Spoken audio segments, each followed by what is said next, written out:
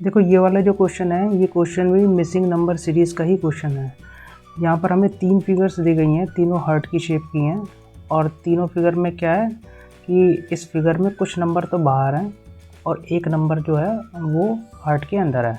तो इसका मतलब जो बाहर 3 नंबर हैं, इनका कोई ऐसा कॉम्बिनेशन बनाया गया होगा कि अंदर वाला आंसर यानी 12 आया होगा।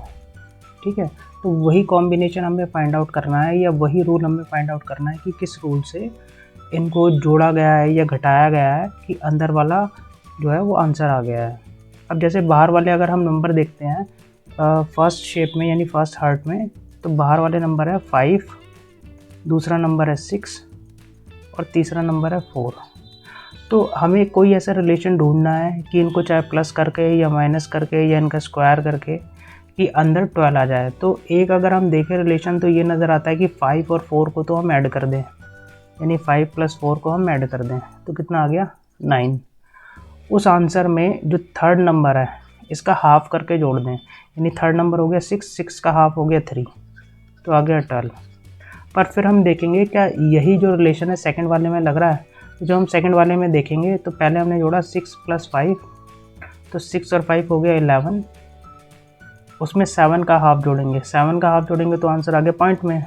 तो पॉइंट में आ गया तो 21 कैसे आएगा, तो यानी नहीं आ पाएगा। इसका मतलब ये वाला रिलेशन तो लग नहीं रहा। तो हमें दूसरा रिलेशन फाइंड आउट करना है कि किस रिलेशन से क्या कौन सा ऐसा रिलेशन है जिससे जो अंदर का आंसर है वो बाहर वाले नंबरों से आ रहा है।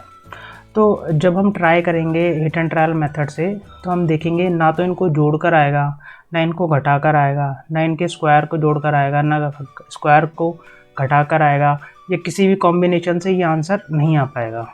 तो फिर इस क्वेश्चन में होगा क्या? देखो इस क्वेश्चन में ये होगा कि जो पहले वाले केस की अगर हम बात करते हैं तो यहाँ बाहर 3 नंबर हैं।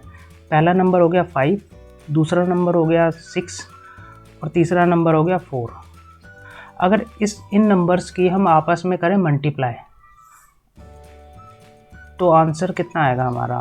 देखो इन नंबर्स की अगर हम आपस में मल्टीप्लाई करें तो 5 4 जा 6 5 जा 30 और 30 4 जा 120, तो आंसर आ गया 120।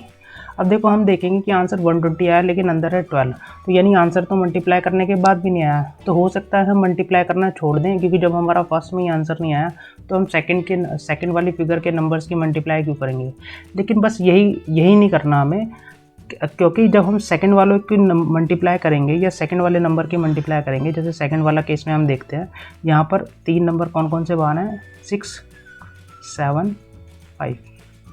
तो कहने का मतलब है ये आंसर देखकर जिस स्टूडेंट ने मल्टीप्लाई करना छोड़ दिया तो वो क्वेश्चन तो ये सॉल्व नहीं कर पाएगा, लेकिन जिसने सेकंड वाले की भी मल्टीप्लाई कर ली और मल्टीप्लाई करने के बाद एक पैटर्न देख लिया, जैसे हम मल्टीप्लाई करेंगे तो कितना आएगा यहाँ पर 7 5 जा करें तो 35 और 35 6 जा करें तो 210।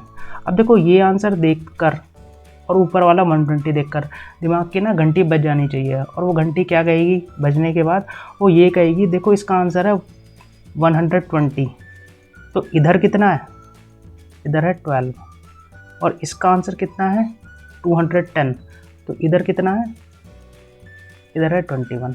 तो यानी हो क्या रहा है, हो ये रहा है कि इस ज़ीरो को हटा दिया गया, यहाँ से इस वाले ज़ीरो को हटा दिया और यहाँ से इस वाले ज़ीरो को हटा दिया।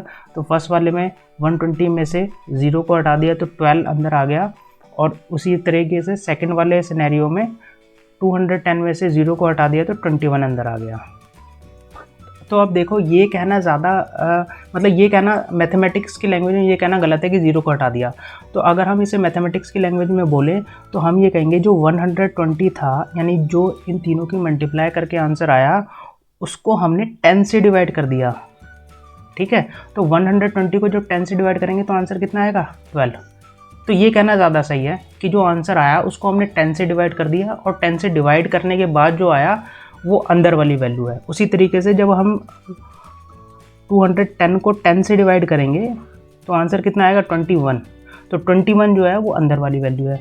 तो सेम यही लॉजिक या सेम यही रूल, कौन से वाला रूल, तीनों नंबर को आपस में मल्टीप्लाई कर दो, मल्टीप्लाई करने के बाद जो आंसर आए उस आंसर को 10 से डिवाइड कर दो, ये वाला रूल हमने फाइंड आउट करा है क्वेश्चन मार्क की वैल्यू निकालने के लिए। तो इसी रूल से हम क्वेश्चन मार्क की वैल्यू निकालेंगे।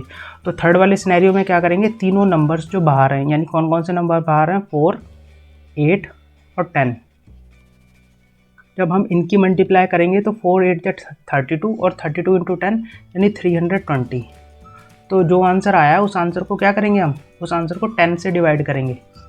10 से ये डिवाइड करा तो आंसर आ गया हमारा 32। अब 10 से क्यों डिवाइड करा, 10 से इसलिए डिवाइड करा क्योंकि यही रूल फाइंड आउट करा हमने फर्स्ट वाले आंसर को भी 10 से डिवाइड करा था, हमने सेकंड वाले आंसर को भी मतलब जो मल्टीप्लाई होने के बाद आंसर आया उसको 10 से डिवाइड करा, फर्स्ट के केस में भी सेकंड के केस में भी। तो इसी वजह से हम थर्ड के केस में भी जो तीनों नंबर्स को मल्टीप्लाई करने के बाद आंसर आया उसको 10 से डिवाइड करेंगे, और 10 से डिवाइड करने के बाद जो फाइनल वैल्यू आएगी वही हमारा आंसर होगा। तो यानी क्वेश्चन मार्क की वैल्यू इस क्वेश्चन में हो जाएगी 32।